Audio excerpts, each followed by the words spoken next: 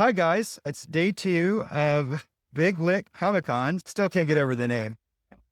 Oh, you know where that's from? No. Oh, Big Lick originally started in Roanoke, Virginia. And Roanoke was originally called Big Lick because it's a huge salt lick, like back in the 1800s. Oh, okay. I only know this because I've been doing Big Lick up in Roanoke for a long time. And my partner in crime at a lot of these conventions is author Darren Kennedy. And he lived there. And so he told me. There you So go. there you go. There's the story. But yes, it's a terrible name. This morning, I am sitting in with Stuart Jaffe like Taffy. Stuart and I have known each other for a while, seen each other at cons, and I just wanted to take a few minutes with him this morning to talk about his work. He's a very prolific author. I hate his guts because he has a ridiculous number of books out. Stuart, for those of my audience who are not familiar with your work, what kind of genres do you write? Sure. Hi, everybody. I'm Stuart Jaffe. I'm best known as the author of the Max Porter Paranormal Mysteries, but I also write a wide variety of fantasy, post-apocalyptic fantasy, action thriller fantasies, high fantasy mixed with mystery, contemporary, time travel fantasies, and I have a little bit of science fiction as well. I've been writing for 30 years. That was going to be my next question. So that's why I have so many books, because if you write a book a year, you're going to have 30 books, and I write more than that a year. So I have 70 some books or so out there. And with that output schedule, that tells me that you are an independent author. Mostly, yeah. I'm a hybrid, but I'd say 90 some percent of it's indie now. So tell me about that other 10%. So I did a trilogy for Falstaff books a bunch of years ago. And earlier in my career, I did a science fiction book for a small press called Silence in the Library, which eventually folded, and I got my rights back. And I've edited some anthologies and things like that for other presses, but most of it I do myself because I prefer it that way. It's just more fun. Right. It's faster. Right. As somebody who's been in the independent game for a long time, what's the one thing that you would tell somebody who's new to this world of independent publishing or even small press publishing? What's the one thing you want to tell them? Yeah. As much as I was just saying, how it's faster, you still need patience. You need to do things right. Don't rush it to get it out there, especially in your first book, because generally, unless you hit the lottery, your first book is not going to do huge because you don't know what you're doing. You're going to make mistakes. So don't worry about it. You've got the rest of your life to build a career one book at a time. And people come to my table and they see this wall of books. Like, oh my goodness. It didn't pop up out of nowhere. It was year after year. And it's now 30 years later that I have all these books to sell and I have all these stories to tell. But there was a time when I was sitting there at my table with one little book and not selling anything and happy to get one fan and all of that. And I'm still happy to get every one new fan I'm happy to get. Yeah. That I think that's just have patience. Don't rush it. Take your time to learn your craft. Take the time to do each step and you'll be fine. This is your job now. Yes. This is all you do. This is all I've done. How long has that been the case? Because for so many of us, myself included, we have the day job. Right. So here's the thing. This is what I do full time. Okay. But I don't rely on this for my income. Okay. So I back in the day before indie publishing and all that, I would talk to people who were new to the game and I'd say, go to Borders or Barnes & Noble. That's how long ago it was. Yeah. I'd say, look at it. Or for my younger audience, Borders was a bookstore that was in a building. Yeah. Like Barnes & Noble. They were the competition. Well, now for my younger audience, Barnes & Noble was a bookstore in a building. But I would say, go look at all those hundreds, 1,000 books, whatever is there. Look at all that. If I'm being generous, 95%, but probably more like 98% of all the authors writing all those books could not make a full-time living just off those books. Yep. That they have a spouse who makes all the money, or they have investments, or they have a job themselves. Somehow they're making money consistently. And you have to do that because you never know day to day, month to month, year to year, how much money you're going to make doing this. And I'm a great example.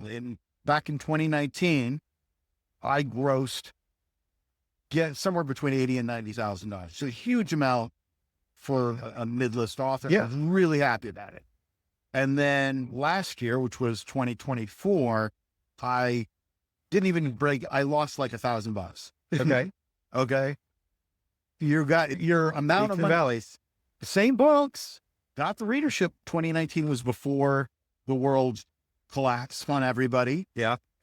People had money and were like, hey, I love it. I'll buy this, I'll buy that. Then suddenly everybody's holding on to every dime. Yep. Then things start to get better. Then they get worse. And so you can't expect a steady hit check. So you have to have money elsewhere. And sometimes it's a job. There was a fully, I really want to go down there. And there you go. We really are at a con. But there was in 4 minutes counting.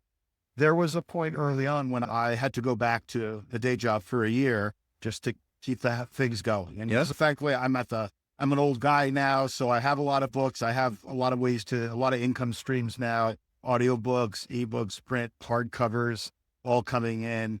I've had dealings with Hollywood now and then that have brought small bits of money in, all kinds of things. And however you cobble it together, there's no right way to do it. Right way is the way that makes it work for you, and financially you get to keep going. That's right. That's right. Every author is different. Yeah. Do you take advantage of things? Have you ever taken advantage of things like Kickstarter or Patreon? So I've not yet, although I'm planning later this year to start doing a Patreon. I was at the Coastal Magic Convention in Florida, which originally was a romance author thing, and then they brought it out.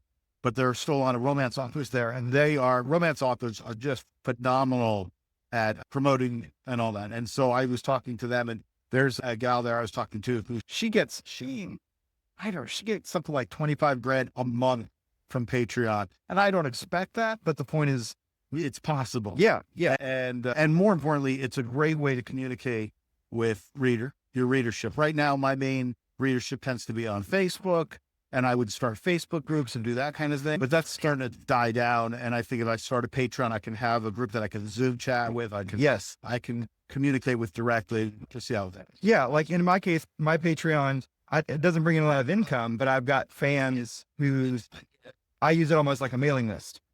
Right. I put out short stories or flash fiction or updates on my writing process or what have you. So I'm going to try and utilize that more as the landscape changes, which it always changes. Yes. And so things I utilized early in my career, because I know the question was more about building a career. Yeah.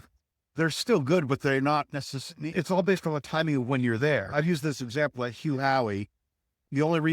Not the only, but one of the big reasons Hugh Howey is because he was first. Yeah. He was there when there was like no competition, and he wrote a good book, and people were like, okay, there's a bunch of junk out there, but there's this one golden thing. And then he couldn't even tell you how it happened, because Twitter back then, people actually communicated with each other. Yeah. And they spread it. There was no ad. He didn't do an ad run or anything. It just happened organically.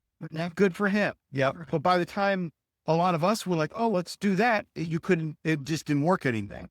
For me, it was book club.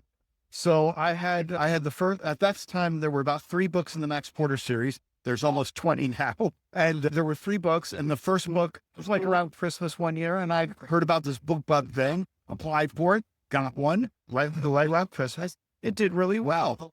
And then about a year later, I put it on perma-free. It was perma. It's no longer. So I just wasn't perma. But I put it down semi-perma-free at the time. Book 1, and I thought, let's see if they'd be interested again. And they were. And part of it, and so they put it on, and in one day it had 30,000 downloads. And I was like number 3 in all of Amazon for about an hour. And the long tail on that into the other series, it was great, but it really jump-started things. I still do BookBub. It's still powerful, but it's not powerful like that. That was in the early days, and it was still really hard to get into BookBub, but it was easier than it is now because there were less authors and less authors who were putting out quality looking covers. The competition just gets fiercer and fiercer because new authors come in and they look at what I've done and what other authors similar to me have done, and they're like, okay, that's how to do it. When I was doing it, people were like drawing their own covers and Still happens, by the way. yeah, but they'd be like stick figure. They would just some horrible looking, horrible formatting and all that because we didn't know what we were doing. Yep. But we do now. 20 some years, 30 years later. So what's going to work for you now? Who knows? And what's going to kick off? There's all kinds of ways. Look at Matt Denneman. Yes, who does Dungeon Crawler Pro. Yeah. He had that thing going out for years. He couldn't give them away. Nobody was interested. But then he hooked up with Sound Blue Theater, and they did the audiobooks. They did full cast audio and all that. And that made a huge difference. And then some other magical formula of happenstance, and suddenly he became huge. And I think Lit RPG just started popping off. Yeah. Lit RPG. And yeah, so the genre that he helped create, but when he originally was there, nobody even knew what it was. But as it started expanding and other people succeeded, then people start discovering him. And, so you just have to take advantage of the landscape you're in. And that landscape is always changing. So even when you've been doing it for 30 years, you got to pay attention and be like, okay, what I used to do doesn't work. You always got to find new readers because the old ones have read everything you've written and they moved on to somebody else. So you got to keep working on it. Yep. Which is why you need patience. That's right. I think I posted somewhere recently that, patience is like one of my number one things that I've learned over the last few years. And I've been doing this for 17 years. And I'm just learning it now. Patience is huge. Stuart, I want to thank you for your time. Tell my audience where they can find you. Oh, sure. You can easily find me at stuartjaffe.com. I'm on Amazon, every major place that sells books online. I try to have my books in just about every format you could possibly want. And I'm also on Facebook at the moment. And someday we'll be on Patreon. And I have a newsletter. Go to my website and you get free books and stories. And with an author as prolific as you, what's the best place to start? Right here. Max Porter. That's the gateway drug. Awesome. Thanks so much. Thank you.